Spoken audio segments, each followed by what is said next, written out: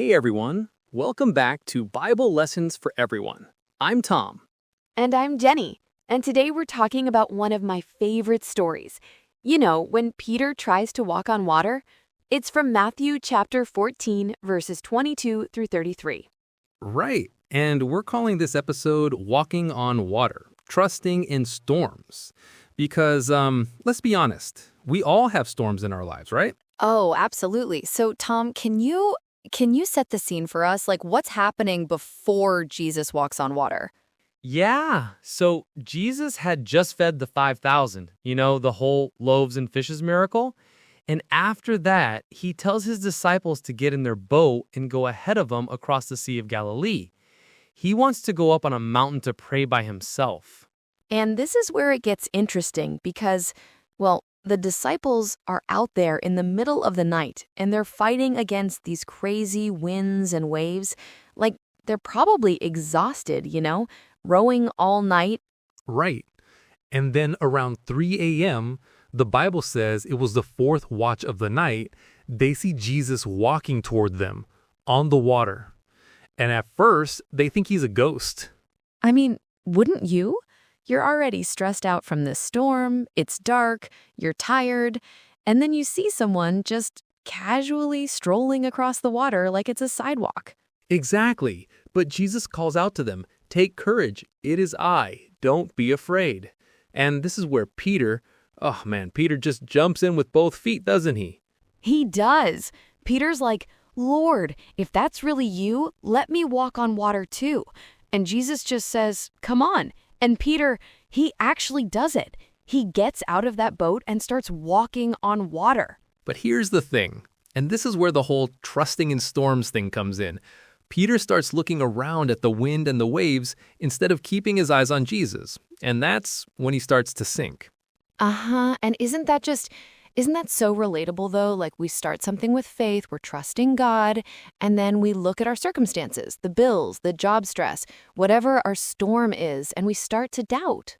Right, but even when Peter starts sinking, he cries out, "Lord, save me." And immediately, the Bible says, immediately Jesus reaches out and catches him. He doesn't let him drown.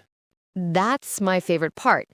Like, Jesus doesn't give him a lecture first or anything. He saves him. And then he asks, "Why did you doubt?" Not to shame Peter, but to help him learn, And as soon as Jesus gets in the boat with them, the wind stops. The storm just ends.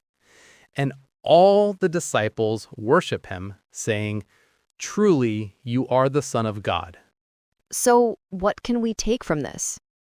I mean, we're not literally walking on water, but we all have those moments where we feel like we're sinking, right? Whether it's financial stress or relationship problems or health issues. The key is keeping our focus on Jesus instead of the storm around us. And when we do start to sink, because let's face it, we all do sometimes, we can call out to him just like Peter did, "Lord, save me." And he will. He absolutely will reach out and catch us. That's the beautiful thing about this story. It shows us that even when our faith wavers, God's faithfulness doesn't. Exactly.